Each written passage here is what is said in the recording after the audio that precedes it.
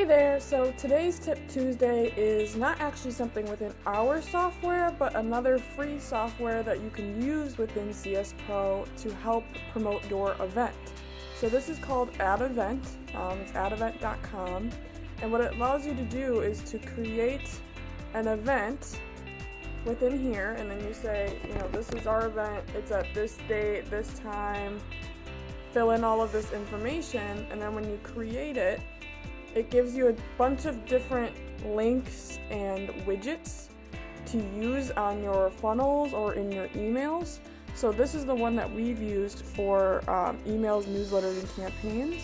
So this just gives you a couple different options on how you can use it, and you can copy the code and copy the widget itself into emails, as well as this one is for websites and landing pages. So you can use that. And we have used this in our email that we actually just sent out to everybody for our speaking event with Susan Trumpler. So if you got to the thank you page here, you can add these events to your calendar. So you can add this to your thank you page for your events, and people can add that to their calendar, as well as in our confirmation email.